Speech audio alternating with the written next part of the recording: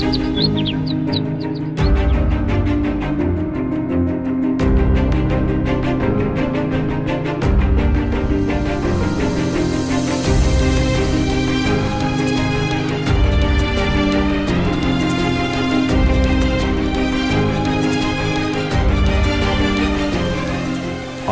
চোখে নীল ছিল নিছকই একজন চাকর।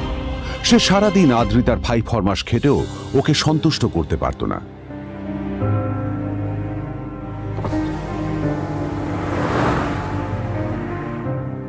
এত কিছুর পরেও কেন একজন ধনী বাবা তার মেয়েকে গরিব ছেলের সাথে বিয়ে দিলেন?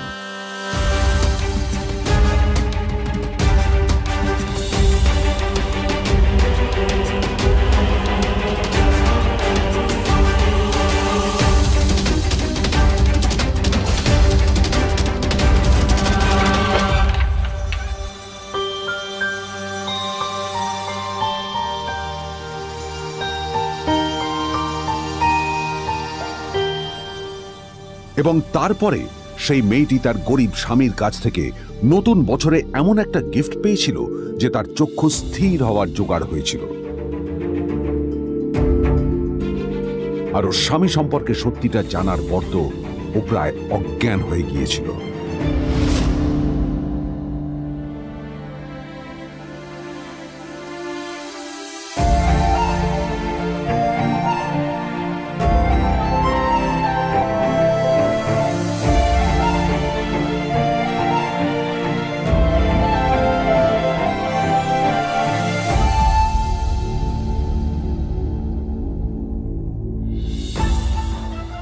আমার বাবা সবচেয়ে বড় ভুল করেছে তোমার মতো একটা গরিব ছেলের সাথে আমার বিয়ে দিয়ে।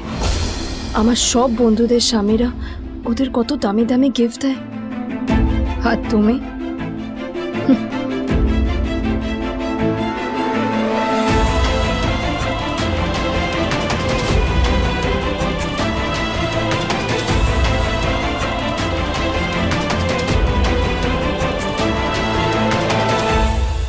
আদ্রিতা তার বাবার কথায় নীলকে বিয়ে তো করেছিল, কিন্তু ও শর্ত দিয়েছিল যেন বাড়ির বাইরের কেউ না জানতে পারে যে নীল ওর স্বামী। নীল ওই বাড়িতে ঘর জামাইয়ের মতো থাকলেও ও যেন ওখানে একজন চাকর ছিল। সবাই ওকে অপমান করত। ওই বাড়িতে না ও ঠিক মতো খাবার পেত, আর না ওর কোনো আলাদা ঘর ছিল। কখনো কার্পেটের উপর ঘুমোতো, তো কখনো আবার পোষা কুকুরের ঘরের পাশে নীলকে ঘুমোতে হতো। হাত খরচ মেটাতে ও এক জায়গায় ওয়েটারের কাজও করত। আদ্রিতা তার বন্ধুদের বলেছিল যে আদ্রিতা বিদেশে বিয়ে করেছে আর তার স্বামী লন্ডনের একজন খুব বড় বিজনেসম্যান। কিন্তু যখন আদ্রিতার বন্ধুরা ওকে ওদের স্বামীদের দেওয়া দামি দামি গিফটগুলো দেখাতো, তখন লজ্জায় ওর ভিতরটা পুড়ে ছাই হয়ে যেত।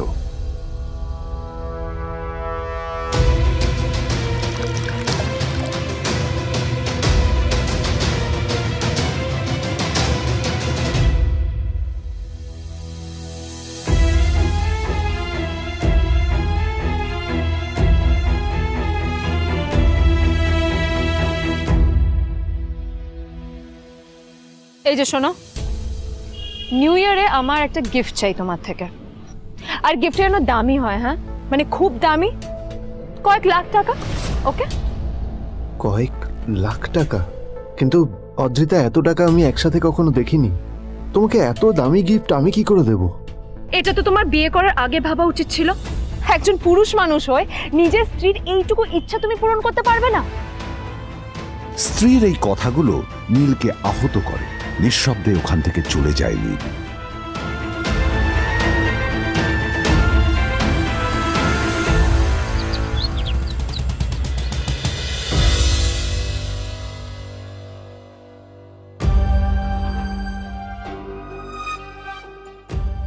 দুদিন পর নিউ ইয়ার পার্টির আগে নীল আদ্রিতার কাছে এসে একটা গিফট প্যাক দেয়।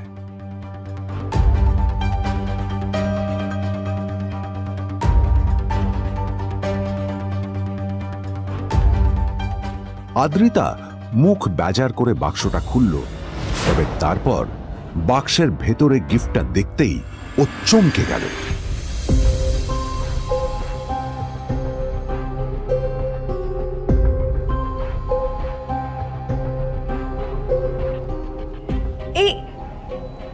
ফোনটা মানে এটা তো একটা স্পেশাল এডিশন, এটার দাম তো 3 কোটি টাকা।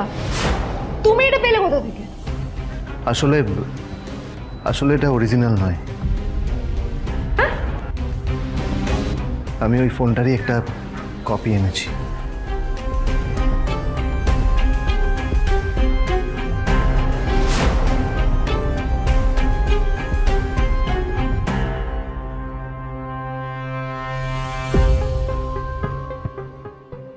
কিন্তু আদ্রিতার নীলের কথায় একটু সন্দেহ হয়, কারণ ফোনটা দেখে একেবারেই আসল বলেই মনে হচ্ছিল। পরের দিনই আদ্রিতা ওই কোম্পানির শোরুমে গেল। এই ফোনটা একটু দেখুন না প্লিজ। ওয়াও, আচ্ছা ম্যাম, আপনি কি মিস্টার রয় চৌধুরীর বন্ধু? কে মিস্টার রয় চৌধুরী? ও আপনি কি ওই রয় চৌধুরী গ্রুপ অফ ইন্ডাস্ট্রিজের মালিকের কথা বলছেন? হ্যাঁ। না না, আমি ওনাকে চিনি না। আমি কেন, আমার মনে হয় কেউই ওনাকে চেনে না। বড় বড় মানুষেরাই ওনা দেখা পান না। আমিও কোনোদিন ওনাকে দেখিনি, কিন্তু সাডেনলি আপনি এই প্রশ্নটা করলেন কেন? অ্যাকচুয়ালি ম্যাম, আপনার হাতের এই ফোনটা আসলে এটা ফোনের স্পেশাল এডিশন। এই কাটিং, এই ডিজাইন, এই লোগো, এটা জাল করা ইজ নেক্সট টু ইম্পসিবল। আর গোটা ভারতে বিক্রি হওয়া এই ফোনের সেকেন্ড পিস এটা, যেটা মিস্টার রয় চৌধুরী কিনেছিলেন। সেজন্য জিজ্ঞেস করছি ম্যাম, আপনি এই ফোনটা কোথা থেকে পেলেন? তবে কি নীলই মিস্টার রয় চৌধুরী, নাকি নীল এই ফোনটা চুরি করেছে? বেকার নীলের কাছেই কোটি টাকার ফোন কোথা থেকে এলো? নীলের সত্যিটা তাহলে কি? আর ও যদি সত্যি বড়লোক হয়ে থাকে, তবে ও নিজের শ্বশুর বাড়িতে খরচামাই হয়েই বা থাকে কেন? আদ্রিতা এসব কথাই মনে মনে ভাবছিল। তবে আদ্রিতার বিশ্বাস ছিল যে কোনো না কোনো মতলব করেই নীল এই ফোনটা আদ্রিতার জন্য নিয়ে এসেছিল। কিছুদিন পর আদ্রিতা সেই ফোনটার কথা ভুলে গেল। নীল সকাল সকাল ঘুরতে বেরিয়েছে বাইরে।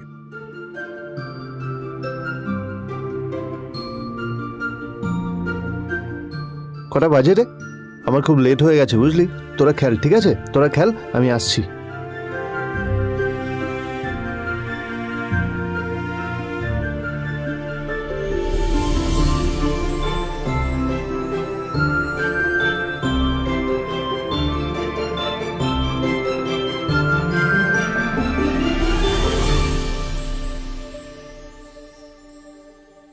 নীল, জল পড়ছে না কেন দেখো না। নীল, নীল, নীল কোথায় গেল? নীল,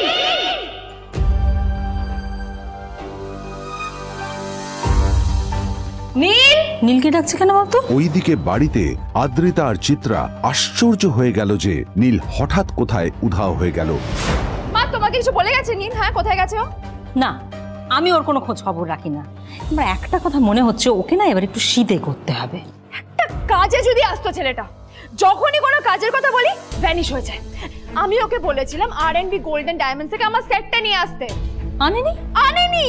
আজকেও ভালো করে অফিসে নিয়ে যাব, ভ্যানিশ হয়ে গেল। কোথায় গেল কে জানে।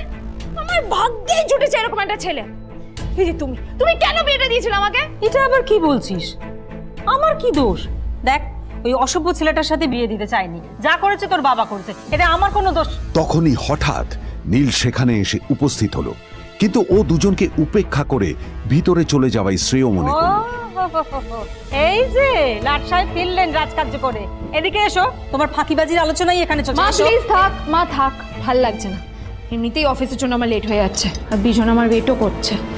বিজনের নাম শুনেই নীলের মুখটা ফ্যাকাশে হয়ে গেল। আদ্রিতা নীলকে উপেক্ষা করেই বলল, আরে যে এই ছেলেটার মতো আর একটা ফাঁকিবাজ না তুমি পাবে না। তুমি কেন দাঁড়িয়ে আছো? এই যে শোনো শোনো শোনো শোনো, দাঁড়িয়ে আছো কেন? তোমাকে আমি বলেছিলাম আর&বি গোল্ড ডায়মন্ডস থেকে সেটটা তুলেছো, তোলোনি তো। এইটা চাই না আমার। তুমি আমার সাথে অফিসে যাবে, ফেরার পথে তুমি সেটটা নিয়ে আসবে। তোমার জন্য সবসময় লেট হয় অফিসে, তোমার জন্য বিরক্ত লাগে। আর ব্যাগটা নিয়ে ওর পেছন পেছন কোথায় যাচ্ছ? যা দিয়ে ওখানে রেখে এসো। নীল চিত্রার সাথে মাঝে মাঝে ঝগড়া করলেও তার স্ত্রী আদ্রিতার সাথে ও কখনো ঝগড়া করত না। সত্য সব অপদার্থ।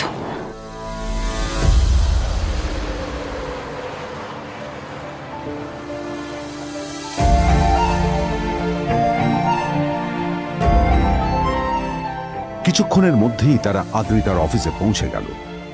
আদ্রিতা গাড়ি থেকে নামতে নামতে দেখলো যে তার কাছে অনেকগুলো ফাইল আছে। নীলের দিকে তাকিয়ে ওকেই ফাইলগুলো নিয়ে ভেতরে আসতে বলল। চলো, হা করে দাঁড়িয়ে আছো কেন? ফাইলগুলো নিয়ে ভেতরে এসো।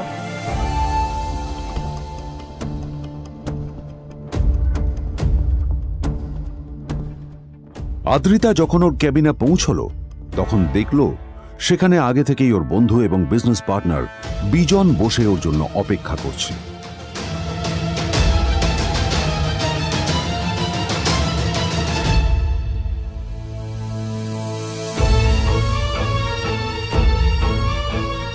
কোথায় ছিলে বলো তো? আমি 1 ঘন্টা ধরে তোমার জন্য এখানে ওয়েট করছি। এই লোকটার কি কোনো কাজকর্ম নেই? 1 ঘন্টা ধরে বসে আমার স্ত্রী আদ্রিতার জন্য অপেক্ষা করছে। সরি বিজন, আমি খুবই দুঃখিত যে বাড়ির কিছু লোকের জন্য না আমার সবসময় লেট হয়ে যায়। আদ্রিতার কথা শোনার পর বিজনের 1 ঘন্টা অপেক্ষা করার অভিযোগ 1 মুহূর্তের মধ্যে মিলিয়ে গিয়েছিল। কি হলো, হাসছো কেন? লটারি পেলে নাকি? লটারি? হ্যাঁ, তুমি আসা মানে আমার কাছে লটারির থেকেও বেশি দাম। তবে তার থেকে কিঞ্চিত কম দামি একটা গিফট আমি তোমার জন্য এনেছি।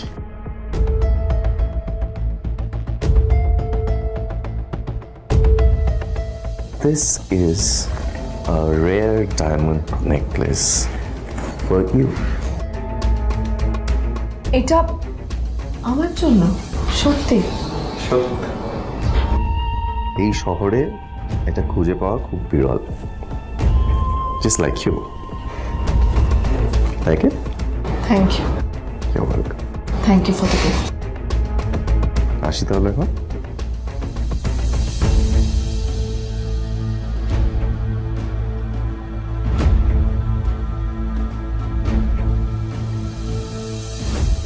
আদ্রিতা, আমি আজ পর্যন্ত তোমাকে কোনো রকম উপদেশ দিইনি, কিন্তু আজ আমি তোমাকে বলতে বাধ্য হচ্ছি। এই যে এই লোকটা তোমাকে শুধুমাত্র ইমপ্রেস করার জন্য একটা নকল সস্তার হীরের গয়না দিয়ে গেছে। এরকম একটা লোকের সাথে তোমার মেশা উচিত না।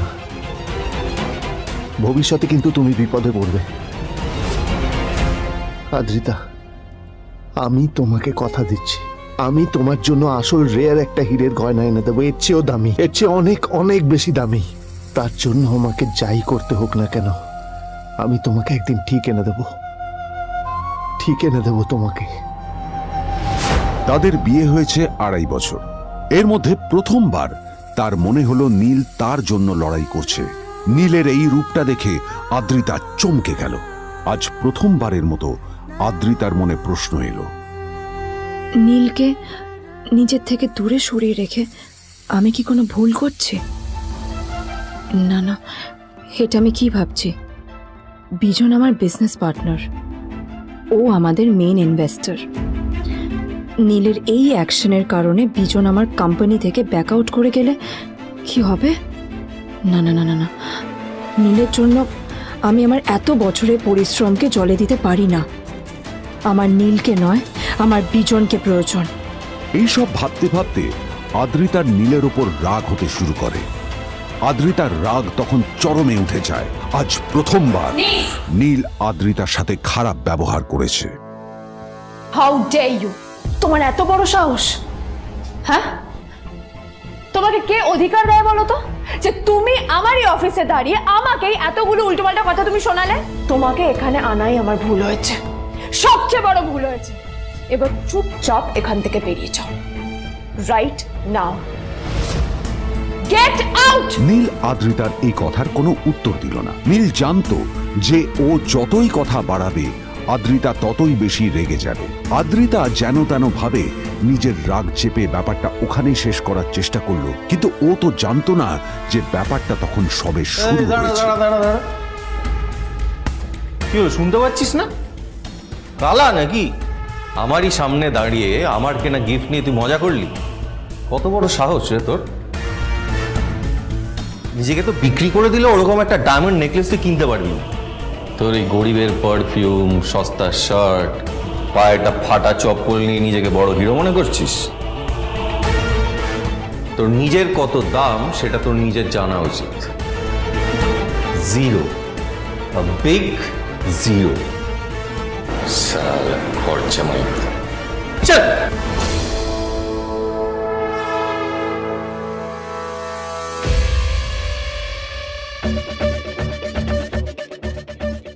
নীল তখনও ঝামেলা করার মেজাজ ছিল না, কিন্তু যখন কেউ অন্যের নীরবতা সুযোগ নিতে শুরু করে তখন কথা বলাটা প্রয়োজন। নীল আঙুল তুলে পেছনের দিকে ইশারা করে। প্রথম কথা, ওই যে ওখানে দাঁড়িয়ে আছে, ও আমার স্ত্রী।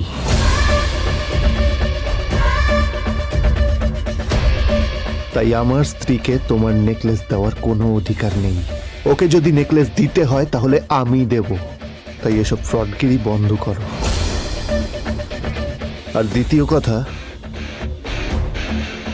যার পকেটে পয়সা নেই ঝনঝন আওয়াজ করা তার মানায় না।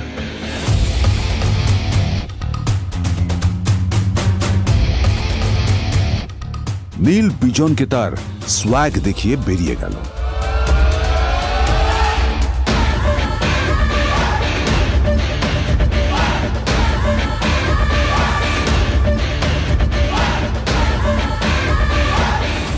আদ্রিতার রাগে গজগজ করছিল।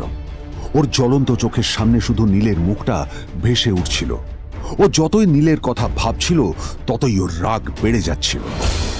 গত কয়েক মাস ধরে আদ্রিতার কোম্পানির অবস্থা একেবারেই ভালো ছিল না।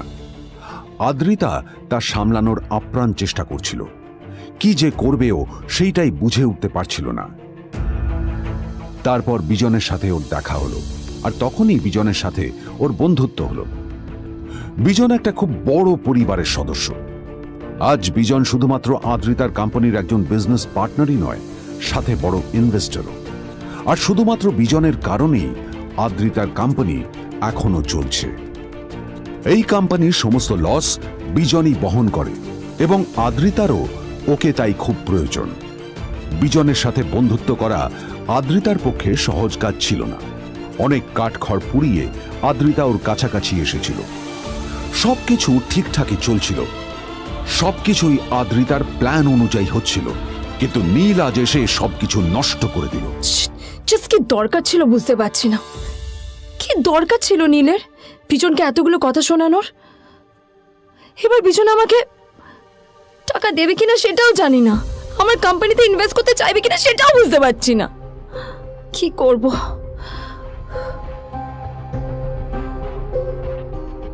এখন আদ্রিতা ওকে কিভাবে বোঝাবে? ভুল করে যদি বিজন ওর টাকা ফেরত চায় তবে আদ্রিতার কোম্পানি সেন কর্পোরেশন খুব বড় সমস্যায় পড়ে যাবে। তারপর কি হবে? সেন পরিবারের দেখভাল কে করবে? এইসব ভাবতে ভাবতে আদ্রিতা নিজের ওপরেও রেগে গেল। আসলে দোষটা ওর নিজেরই। আদ্রিতা কেন নীলকে ওদের মাঝে আনতে গেল? নীলকে অফিসে নিয়ে আসারই বা কি দরকার ছিল? আর যদি সে নীলকে সাথে করে না আনতো তাহলে বিজন এখন ওর সাথেই বসে থাকতো।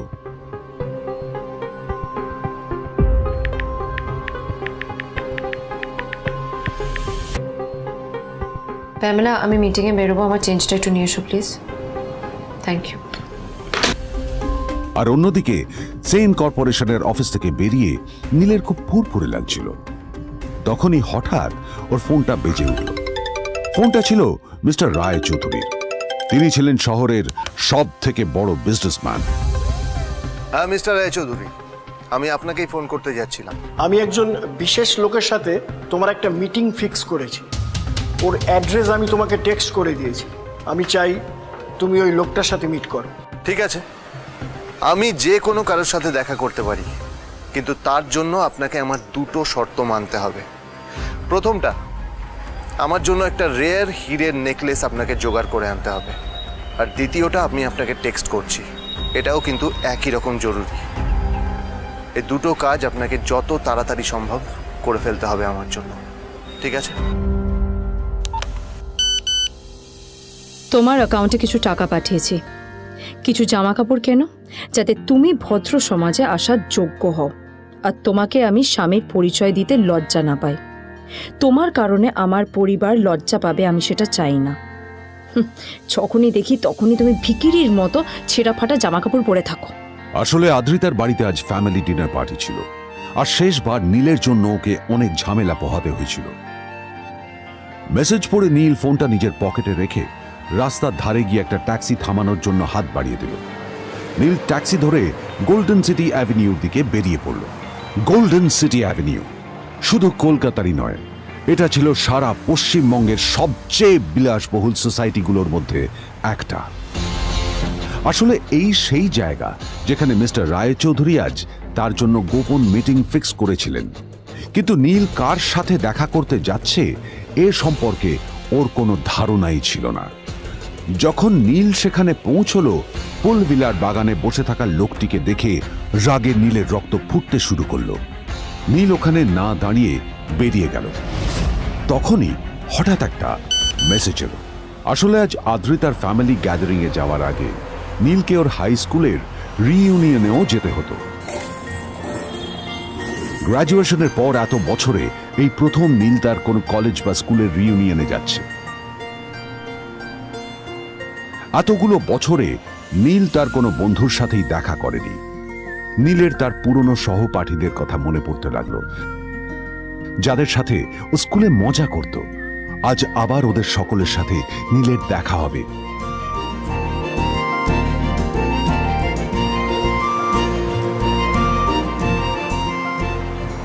আর এই সব কিছু ভেবেই নীল এক্সাইটেড হয়ে যাচ্ছিল। আসলে সোহিনীকে নীল তার স্কুল টাইমে পছন্দ করত।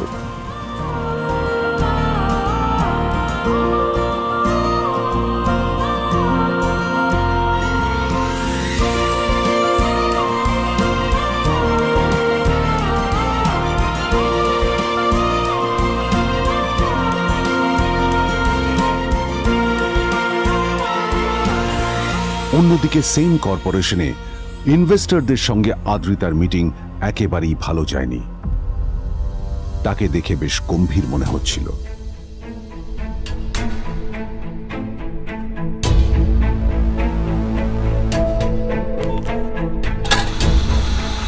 ভাই, পৃথিবীতে এমন লোকও আছে, কি দিমাগ দেখলি? হ্যাঁ, কাজকর্ম তো কিছু করার নেই, আর কিছু করেও না। হ্যাঁ, শুধু চলে এসছে আমাদের ম্যাডামকে রাখাতে। এই 1 বছরে না কিচ্ছু বদলায়নি। আরে আমি তো ভেবেছিলাম যে এর সাথে ম্যাডামের আর কোনো সম্পর্কই নেই, কিন্তু না, এখন যা দেখছি উল্টে ম্যাডামের মাথায় উঠে নাচছে। আমার মাঝে মাঝে মনে হয় এদের দুজনের বিয়ে কিভাবে হলো।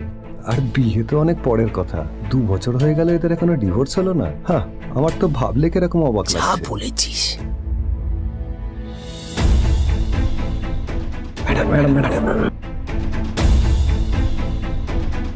অফিসে চলতে থাকা এইসব কথা শুনে আদ্রিতার আরো রাগ হলো। আদ্রিতা ক্যাবিনে যাওয়ার পরে রাগকে নিয়ন্ত্রণ করা ওর পক্ষে আরো কঠিন হয়ে গেল। ও তখন বুঝতেই পারছিল না যে ওর রাগ কিভাবে নিয়ন্ত্রণ করবে। আদ্রিতা এটাও ভাবছিল যে নীলের জন্য ওকে আর কত অপমানিত হতে হবে। এসব ভাবতে ভাবতেই আদ্রিতার চোখ গেল ওর বাবার ছবিটার দিকে।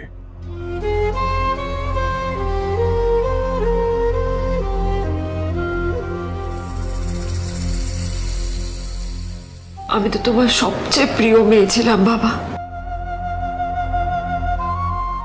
তাই তাই আমি সবসময় ভেবেছি যে তুমি আমার জন্য যাকে সিলেক্ট করবে সে সব থেকে শ্রেষ্ঠ হবে। তাই আমি নিজে থেকে কখনো কোনো রিলেশনশিপে যাইনি, আর তোমার কাছে বিয়ের কোনো শর্তও রাখিনি। কিন্তু কিন্তু তুমি না আমার সাথে কি করলে? এই গাধাটার সাথে আমাকে বিয়ে দিলে। আমার জীবনটা নষ্ট হয়ে গেল, শেষ হয়ে গেল।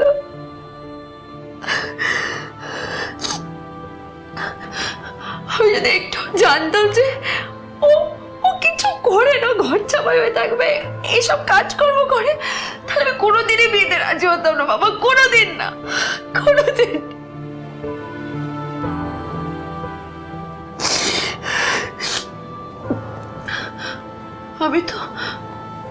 আমি তো সবসময় ভাবতাম যে বাবা মারা তাদের সন্তানের ভালো চায়, কল্যাণ চায়, তাদের জন্য চিন্তা করে,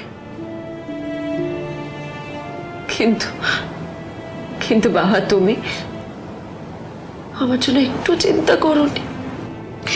তুমি শুধু তোমার শেষ কর্তব্যটুকু করতে চেয়েছিলে, শেষ ইচ্ছাটুকু রাখতে চেয়েছিলে, ব্যাস পালন করা হয়ে গেছে। আর আমাদের তুমি ছেড়ে চলে গেলে, তুমি আমাকে ছেড়ে চলে গেলে। অন্যদিকে নীল রিইউনিয়ন পার্টির জন্য হোটেল প্রাইম স্টারের দিকে রওনা হলো। হোটেল প্রাইম স্টার ছিল শহরের সবচেয়ে দামি হোটেল। ওখানে শহরের সব বড় লোকেরা যাতায়াত করত। নীল যখনই তার পুরনো বাইকটা নিয়ে ওখানে পৌঁছলো, ওর পুরনো জামা কাপড়, পুরনো বাইক আর ওর পায়ে ছেঁড়া চপ্পল দেখে সিকিউরিটি গার্ড ওকে গেটের বাইরেই আটকে দিল। থাম থাম, এই কোথায় যাচ্ছিস শালা ভিকিরি? না না দাদা, আপনি আমাকে ভুল বুঝছেন। আসলে আমাকে ইনভাইট করা হয়েছে, আমি এই হোটেলেই এসেছি। শালা মিথ্যে কথা বলার জায়গা পাস না? হ্যাঁ, মিথ্যে কথা বলার আগে নিজের চেহারাটা তো দেখতিস। এটা একটা প্রাইম হোটেল, বুঝেছিস? এখানে সব শহরের বড় বড় লোকেরা তাদের বড় বড় গাড়ি নিয়ে আসে। শালা তোর মতো একটা ভিকিরি একটা ফ্যাট প্যাটে আওয়াজ বের করা বাইক নিয়ে চলে এসেছিস, আর আমি তোকে ঢুকতে দেবো না দাদা, আমাকে ইনভাইট করা হয়েছে। আমাকে শুনুন শুনুন, আরে চল আমাকে একবার ঢুকতে দিন আমাকে। নীল পড়ে যেতেই একটা দামি গাড়ি ওখানে এসে দাঁড়ালো। এই গাড়িটি আর অন্য কারো নয়, হোটেল স্যার। প্রাইমের মালিক মিস্টার খান্নার ছিল। কি হচ্ছে কি এটা? হোটেলের গেটের সামনে এসব এসব ক্যাশ চলছে এখানে। হোটেলের বদনাম হবে না এতে? স্যার দেখুন না, এই যে ভিকিরিটা হোটেলে ঢুকতে যাচ্ছে, আমি বারণ করছি, শুনছে না স্যার? শালা, আপনি কি করতে আছেন? কে, কি হয়েছে দেখি দেখি কে? মিস্টার খান্না তার চশমা খুলে নীলের দিকে দেখলেন, আর ওনার মুখটা হাঁ হয়ে গেল।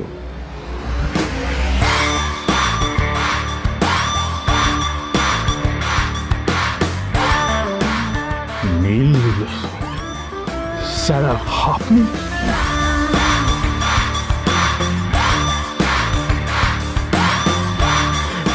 Extremely sorry sir.